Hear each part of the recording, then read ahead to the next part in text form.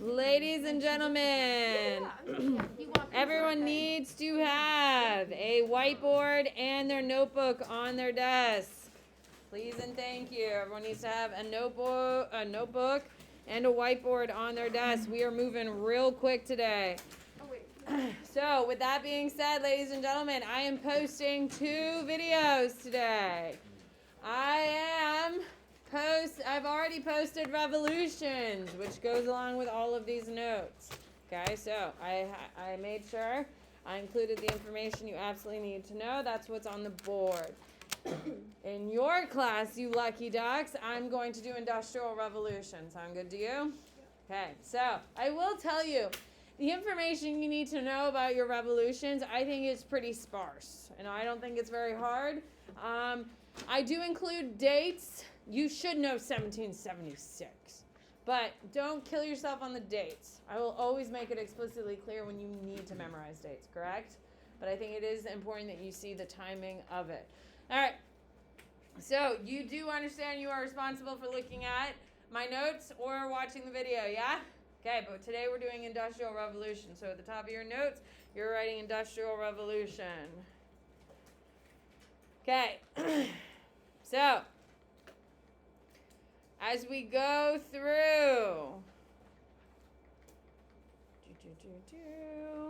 okay, so a couple things you do need to know. First thing is that pre-industrial societies are going to be farming. Pre-industrial societies are farming, okay? You grew your own food, and you made your own clothes. Okay, so that is your pre-industrial. So we're really going to see that up until about the 1300s. You may want to make a note of that. Pre-industrial is like 1300s. The second stage is your cottage industries. Okay, is your cottage industries, ladies and gentlemen. Okay, so the cottage industries are when people are working at home. People are working at home and they're making extra. So, I happen to make delicious apple Dutch pies. Like, I make a really good apple pie. With that being said, if I'm going to make one, making 2 of them is really not harder. Can we agree? Once you're in the process of doing it. So, I would make 2 or 3 extra that I need, and what would I do with the extras? Sell them. That's cottage industries. Miss Fryer makes a mean dress. She is quite the little dressmaker, and she has the time. She likes to sew dresses at night while her children are asleep and her husband is snoring in the corner. What does she do with the dresses? Sells them. Okay, that is cottage industries. People are working at home and they are selling extra handmade items. You should make a note of that. They are selling the extra handmade items. And it is mostly done by women. Women are the ones really doing this, ladies and gentlemen. Okay? Now, the most important good that is coming out of this is thread. Thread is one of the more expensive items that women can make pretty simply at home. It just takes time to do.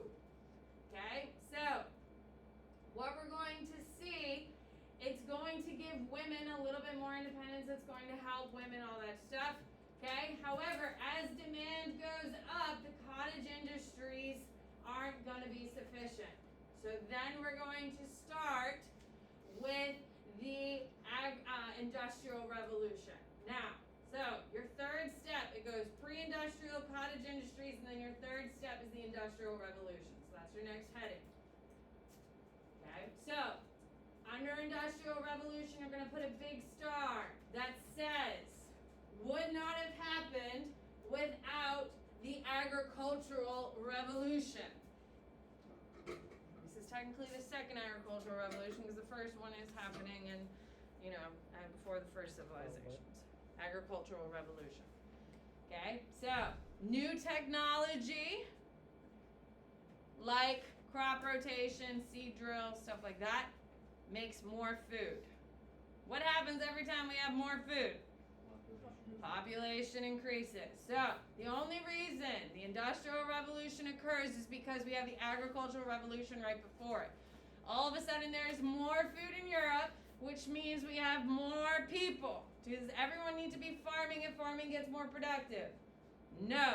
So that way, people are starting to turn to these cottage industries, but now there's even more demand because there's more people. That is how we get the Industrial Revolution. Okay, so the Industrial Revolution is all based on new technology. Okay? It's based on new technologies, and the most important one is something called a factory. This is brand new technology. People leave their homes and go to work. That is the first time in the history of the world is this happening. The first major invention of the Industrial Revolution is the factory. People leave home and go to work. And inside these factories, they are making manufactured goods or machine-made goods. So before this, there was no such thing as a weekend. Until mid-Industrial Revolution, there was no such thing as a weekend. Because you didn't have time clocks. There was no such thing as Monday through Friday. Everything was a weekend. Here we go. So new technology. You need to know spinning jenny and a water frame. Spinning jenny and a water frame. These increase the rate of production of textiles. What's a textile? Come on. Izzy. Fabric. Fabric. Ladies and gentlemen, how many layers of fabric do you have on your body at this moment? A lot. Do you think they wore more clothes or less clothes back then? More. They were way more conservative back then. Yeah, oh my God. Do you see how much arm you're seeing right now of mine? I'm embarrassed. Yeah, they would definitely wear way more clothing and all that stuff, so they're wearing more textiles. So you need to know the spinning jenny, you need to know the water frame. I don't need you to know who made them or anything like that. You need to know they are used to make textiles. Textiles will be the most commonly made item in the industrial age.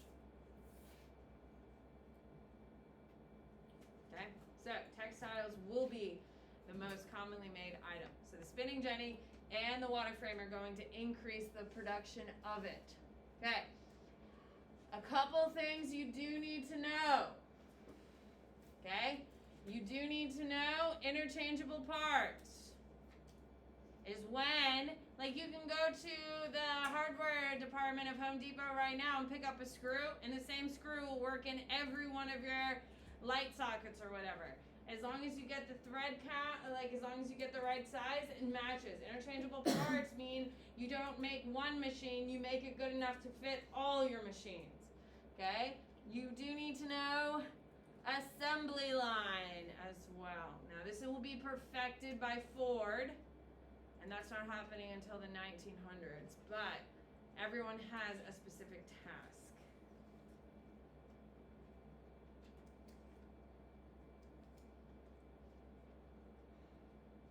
Okay?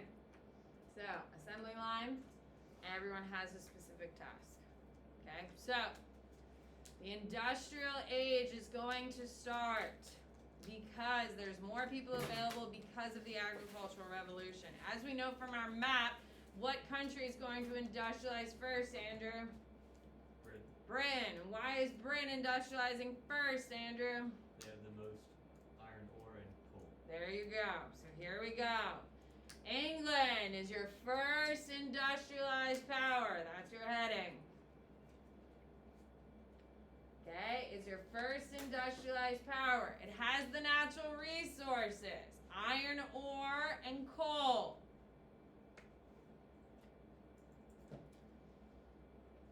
Okay, so England has the natural resources, iron ore, coal.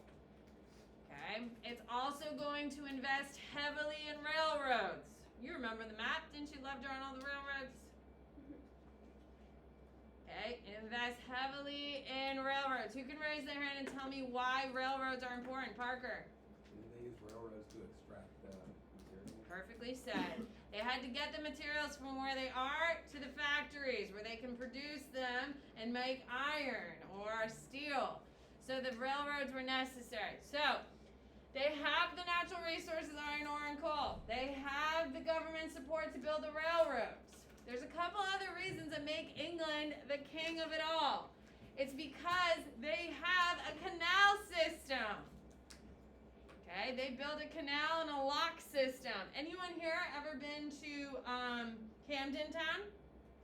It's to the north of England. Have you been? Yeah. With all the locks and stuff like that, and people like it's so cool. If you go to England, if you go to London, you got to go to Camden Town. It's the best part of London. It's super cool. They have all these like cool things, and I was just like geeking out in the dorkiest way possible. And I was so sad because McCray wasn't with me that day, but that's a whole other thing. With that being said, ladies and gentlemen, they have the waterways to make moving goods easier around the country. Okay?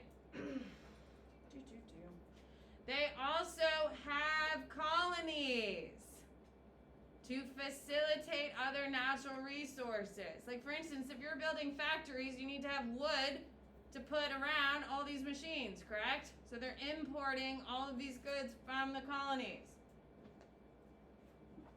Okay, so England has the iron ore and coal, has the railways, has the waterways, okay? They also have the colonies where they can get the natural resources, and they also have the government support of both protection and funding, okay? The government, English government, is going to give out a lot of loans to help people get companies started. That is a huge deal. If it's easy to get a loan, then you can start having competition. Competition is going to create more opportunities. Okay, so a couple of things that I do want to point out for you. When we talk about the Industrial Revolution, it is going to increase competition between countries. It is going to increase competition between countries. England goes first because of all the reasons we just talked about. France goes second. United States goes third. Yes! We're on the map, ladies and gentlemen. Isn't that exciting? Yeah. Guys, this is the first time we've mentioned us. Don't we not like being included? Rousing, guys. Rousing. Okay. So, a couple of other things that you need to write down before we start transitioning to the revolutions to make sure we finish up our information is that when we are talking about the Industrial Revolution, you need to know that it is going to be used to justify colonies. The colonies at first will be used for natural resources and later for markets. What do I mean by markets? What do I mean by markets, James? Like they give England gives the goods back to the colonies to sell. Yes, so all of a sudden, like for instance, there are factories that make toasters all day, correct? There's only so many toasters a house needs. Okay? Actually, my house doesn't even have a toaster.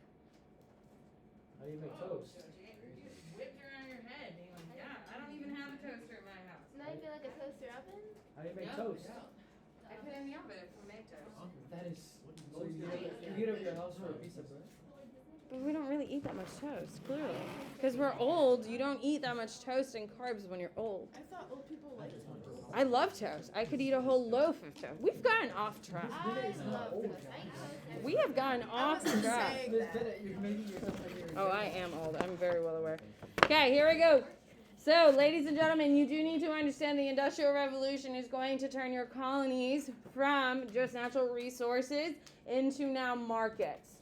This will cause imperialism. Dun, dun, dun, dun. And that is the future which we are leaning right into. is this idea of imperialism, where we are forcing people into this structure that benefits, of course, the Europeans. Okay. When we're talking about industrialization, we are talking about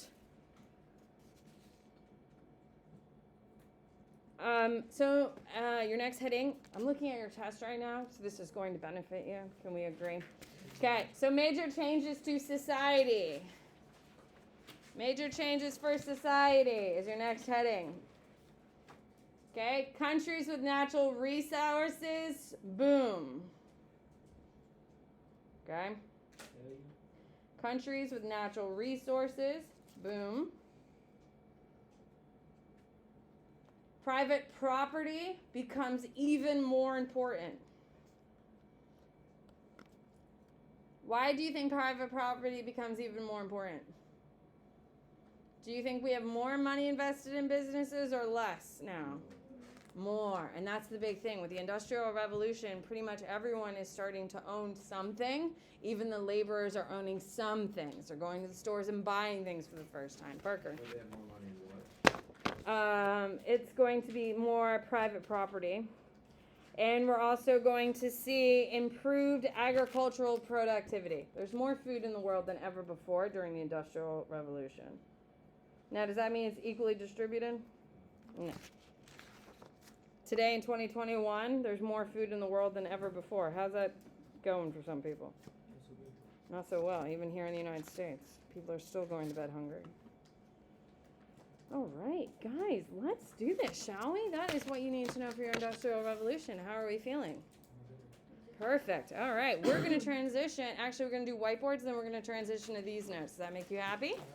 All right, here we go. On your whiteboard, please tell me, what do we call when women are doing extra at home? So if I'm making a pie, I make an extra 2 or 3 pies and sell them for profits. What do we got, Catherine? What do we call the two major inventions that will increase textile production?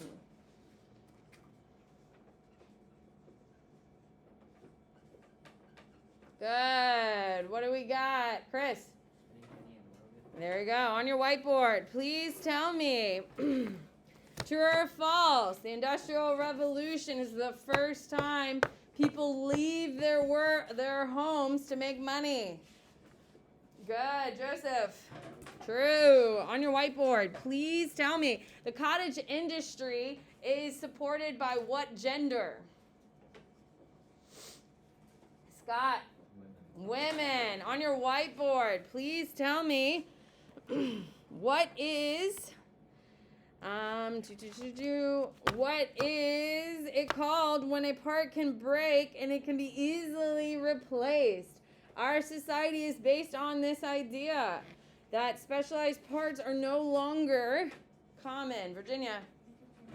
Interchangeable parts. On your whiteboard, please tell me, who is the first country to industrialize? Good. What do you got, Micah? England. On your whiteboard, what 2 natural resources are required to be in the ground in order for a country to industrialize? Good. What do we got, Fryer? Iron ore and coal. Government support for industrialization can look like the building of what in order to facilitate the movement of goods? It can present itself in 2 ways. First one is what, James? Railroads, and then you can have canal system, which also England has as well. They have a canal system and they have a railway system. On your whiteboard, please tell me. Nope, let's go. Okay. Your next heading is going to be revolutions. Dun, dun, dun, dun. Are we excited? Yes. This is the cool stuff. Is this before or after the Industrial Revolution? So the Industrial Revolution is happening at the same time the American Revolution is happening. Okay, so we're really starting to leave the cottage industries and we're starting to have, for the first time, the building of factories. Like the first official factory is built in like 1781. So think of them happening at the same time, except we're like right on the cusp of it. So 1781 is when the first factory is opened in England, and then they don't get to the Americas until like 1797 is when we have our first factory here in the United States. Yes. Are we still considered in the Industrial Revolution? Today? Yeah. No, we're in the third industrial revolution. So there's definitely there's three of them, yeah. There's a second one that right now we're in the proto-industrialization one where they're using horses in order to facilitate. This is all next week's content. We're just starting the start of the industrial revolution. Next week is the spread. So we're in the proto-industrialization stage where they're using horses to turn stuff and doing that. The second industrial age is when we have mechanization, which is where we're gonna have a steam engine by Watts. He's going to create the steam engine, and that's going to create the second industrial revolution where everything is mechanized. We're in the third industrialization where everything is computerized and automation. Isn't that cool? I feel like Automation, all that stuff. the horses really are good. They have no say in anything's work. I'm going to start with revolutions. Okay, the goal of the revolution. There's two major goals for the revolution. One is a desire for a constitutional government. What is a constitutional government? Who's in my AP Gov? You should be able to raise your hand and tell me what's a constitutional government. Oh no. He's not the best. Government based on Constitution. Huh? They government based on Constitution. Yeah, and what's a constitution there, boss? It's a document that says what the government is supposed to do. I mean, Would be have you not covered this yet? I have no idea What are you studying? You're 11 weeks in. I have honestly no I idea. have no idea. They're all political polling. What? What's the point of a constitutional government is a government that is created by legislators elected by the People. Yeah. Wouldn't that be day one of AP Gov? Well, like comparative maybe, but for US. No, you're in U.S. government. So did they start with a revolution or some shit? I don't care. I don't care. I don't care. Okay.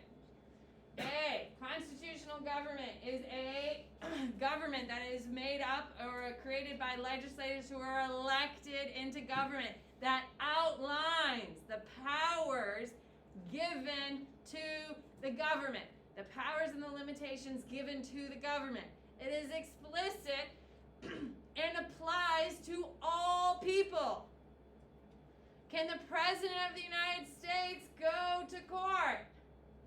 Yeah, we learned that. Yeah, I mean, Donald Trump, his presidency, whether you liked him or hated him, whatever, we did learn a lot about the powers of the president. Can we agree? None is one of them. He got impeached. He had to defend what his decisions are. That is a type of holding accountability. So everyone is held accountable. Okay, the second one is a desire for democratic processes. When we say democratic processes, we're looking for changes in evolution that support the will of the people. It is looking at the evolution and changes to the government that the people support. So, things that were super popular 150 years ago, should they still be on our books today? If they're not popular, okay? Like women's rights, all of your amendments to your Constitution. We purposely kept women out of power. Now we've amended it. That's a democratic process. Do you see? As times change and as popularity changes, we adjust. All right, here we go. Your first revolution. There are three major revolutions, and you do need to know them in order. The first one is the American Revolution. You need to know that it's the first revolution and it happens in 1776. And if you don't know that, that's really embarrassing. Okay, you need to know that it is based on Enlightenment ideals.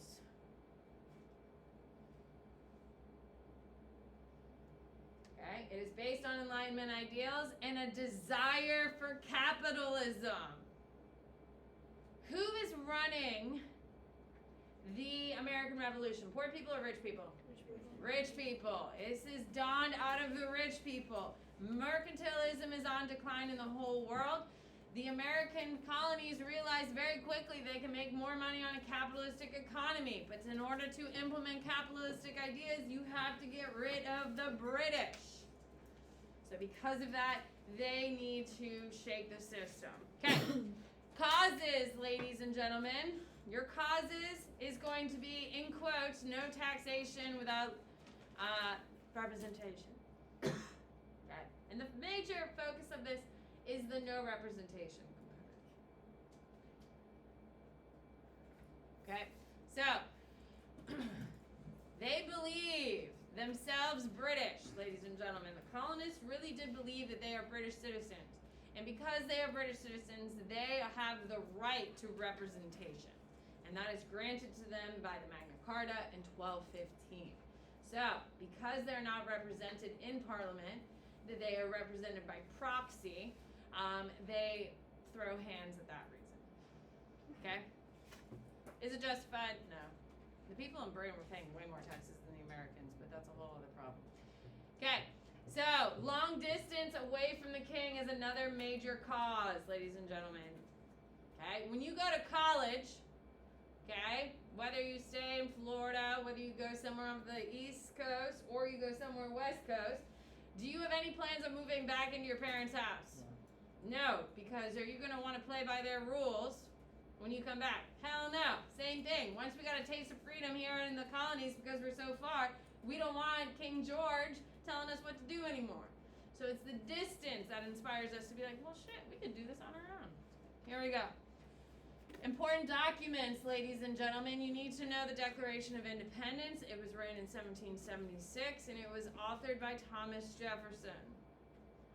You need to know it was written by Jefferson, but know that it was edited by Franklin and Madison. You don't need to write the Franklin and Madison part, but I want you to know. Keep in mind, I have my bachelor's in the American Revolution, and I'm just about done with it. Here we go. So, it is based on Enlightenment ideals. Who is Jefferson's favorite person to talk about, though? Parker? John Locke. John Locke. It's mostly John Locke in that one.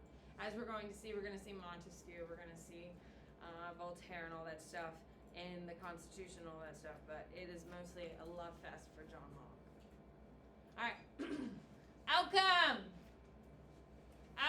We have American independence in 1783. That's when we officially signed the Treaty of Paris, which gives us independence from England. The war actually ends in 1781, but that's fine. So 1783, we're officially granted independence from England. You need to know that France is a major naval ally. We wouldn't have won. We've all seen Hamilton. Don't make me sing the Yorktown song. Okay? And then you do need to know that we created a constitutional republic in 1789. That's when we have our official constitution. What? Is this might be a slow question. Is Britain and England like the same? So Britain is when you refer to it with Wales, England, and Scotland. England is just England. Britain is when you have that unified. Then you have like the British Empire, which is like a ton more stuff. Okay, but we're talking about We as Americans interchangeably use it, and who cares? But if you talk to a British person, they have things to say. But we don't care. Okay, American Revolution, I hope you loved it. Skip a space, center it, French Revolution. The problem is that the French Revolution is the best because they go batshit crazy. And it's amazing. Is that like the Les Mis thing? Yeah. God, that's a terrible movie. Don't watch it. I haven't. You can't get your life back if you watch that movie. They literally sing from the moment the movie starts to the moment the movie Which ends. movie? Les Mis. It's awful. what has lame in the title? Like I am hungry for toast. They sing it. They sing it. Moving forward. French Revolution. You need to know it is the second revolution. It starts in 1789.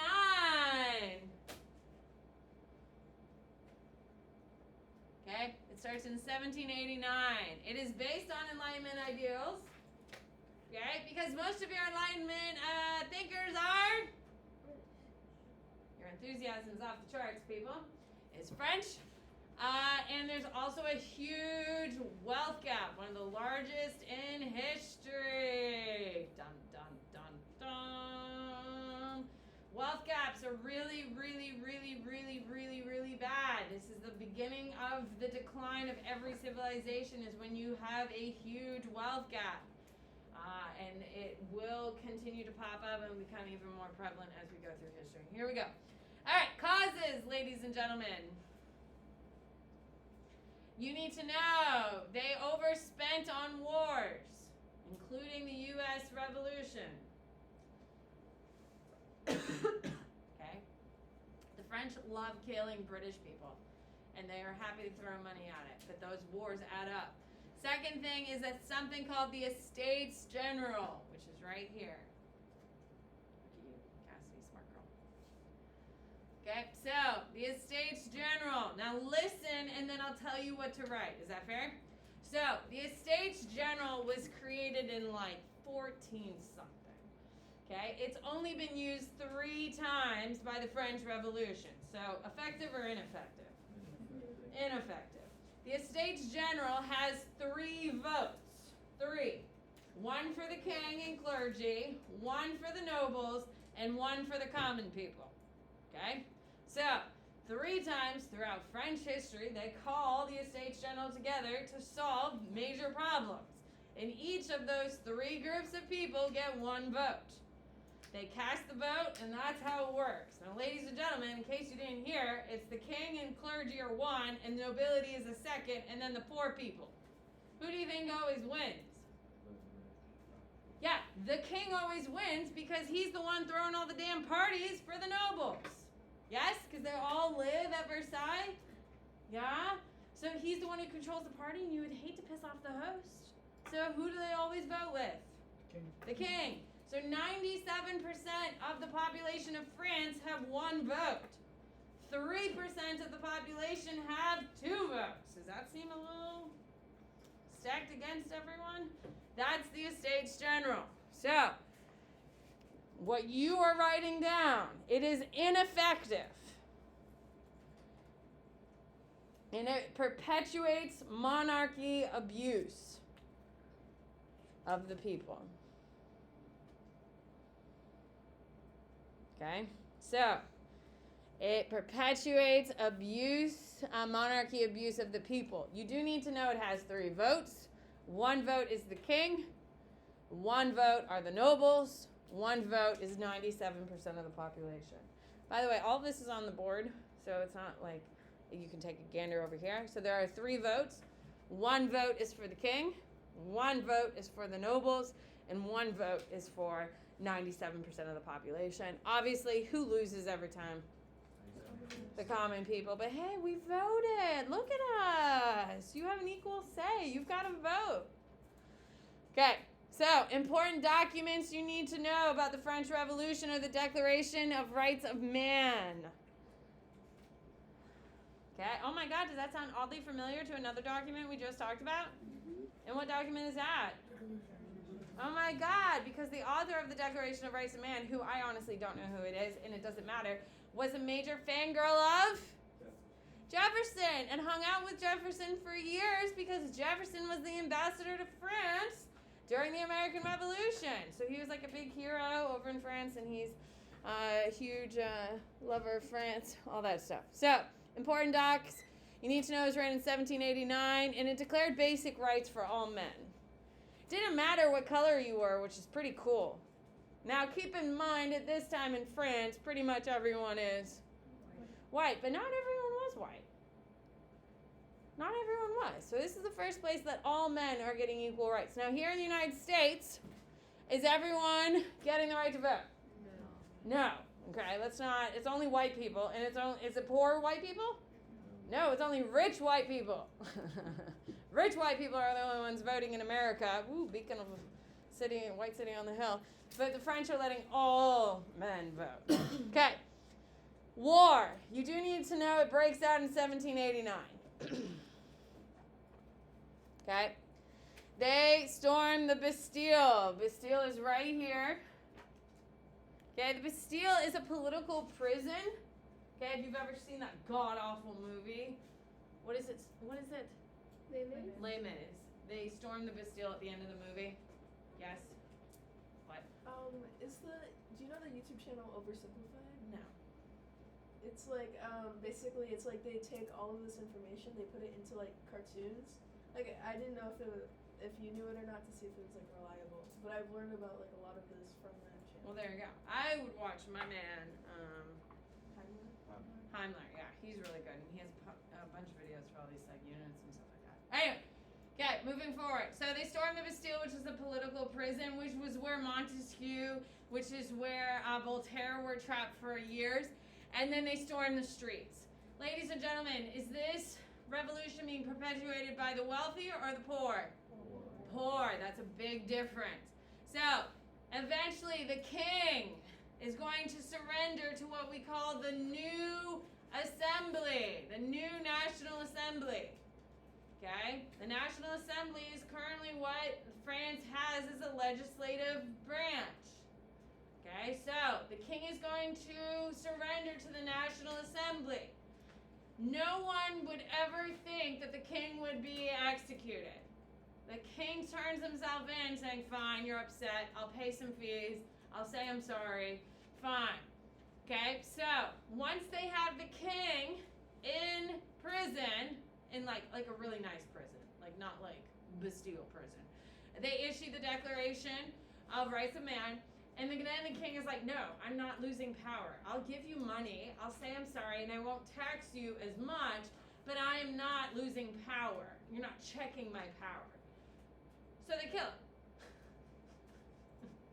And that causes another problem. But, so, with the execution of the king, we start the French Republic.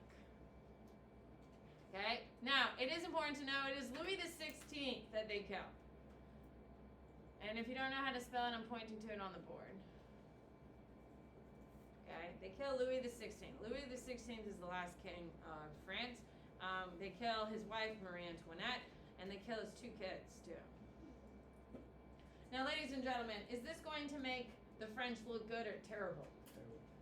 Terrible, terrible, terrible, terrible. The rest of Europe is going to be absolutely horrified, like what they're doing over there. So, now we're in the French Republic. So the first stage of the French Revolution is what we consider the French Revolution. Now we're in the French Republic. So the French Republic is when the Jacobians are in power. Okay? Now the Jacobians are radicals. What does radical mean, Micah? Yeah, they're super extreme. Okay? Now, you don't need to know this, but you used to. You used to have to know that the Jacobians are going to change the calendar from 12 months to 15 months. They're also going to change a week from 7 days to 10 days. They're also going to remove religion from France. It is illegal to practice any religion. By the way, what is also one of the most religious countries in the world? France. So, they're coming into power and they are changing everything super quickly. Is that a good thing or a bad thing? It's a bad thing. Too much chaos. Okay? So, they are going to start the reign of terror. Okay? So the Jacobians are in power in the French Republic. They are radicals. They're going to start the reign of terror. They are going to execute anyone who opposes the French Republic. How are they going to execute them? Guillotine, which is pretty cool because they made it more efficient. Okay? With the French Republic and this reign of terror, they're going to kill anyone. So they obviously kill all the nobility, correct? However, they start running out of nobles to kill because some of them are fleeing and, hey, they just killed thousands of them. The next thing is if Neil, who has been a proud supporter of the French Republic, says, oh my god, this shit's chaos, like this is wild, what are they going to do to Neil? Kill him. So now, it's not only like we're killing like people who really have opposed and who are pro-king, we're now killing our neighbors. So it is like chaos. So, You do need to know that they're going to kill thousands, including the king and the queen. You do need to know it's going to cause political, economic, and social chaos. Like pretty much for about 4 years in France, the shit's wild. Just chaos. There's blood in the streets. The economy crashes. Every country is horrified. It's just chaos. Okay? So, the people are scared and they're more poor now than they were. So, are we grateful as Americans this is not what we did? Yeah, because that shit's chaos. Because guess who shows up to save the day? Napoleon. So, it goes French Revolution, French Republic, and then a guy named Napoleon Bonaparte shows up. And if you don't think that's amazing that they literally executed their king and queen, they had 4 years of chaos, and they're like, you know what? We should get a king back, and we'll name him Napoleon. And that's who he is. So, you need to know that Napoleon is a French general. He is French. Okay? He rises very young to power. He becomes he enlists in the military at the age of 13. By the age of 18, he's a general. He is one of the great military minds in history. And he's the second most written about person ever. Number 1 is Jesus. Number 2 is Napoleon. Fun fact. Number 3. I have no idea. That was on the list I cared about. Okay, so he's a French general. He rises very young. He takes over France and declares himself emperor. So keep that in mind. He declares himself emperor. He's actually going to do it twice, which just warms my heart in all the right places. Could you imagine declaring yourself emperor once? He does it twice. He gets kicked out of France. It's amazing. And then he comes back to France for 100 days. And then they really kill him. So that's nice. All right.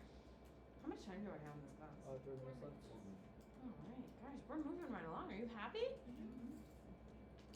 Do you want to do some boards? Yes. Let's do some boards. Stop. You still have Haitian and Creole, so if you haven't taken a picture of my board, I would totally do that. But I am hustling real hard here.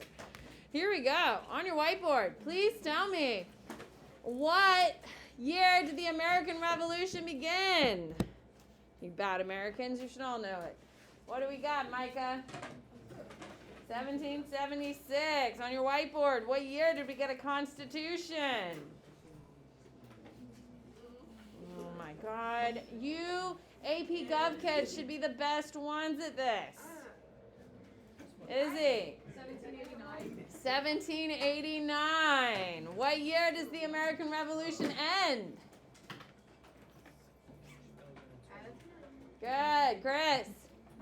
1783, officially 1781 when the actual fighting stops, but it officially ends in 1783 with the signing of the Peace of Paris. On your whiteboard, please tell me, what is the year the French Revolution begins? What year does the French Revolution begin?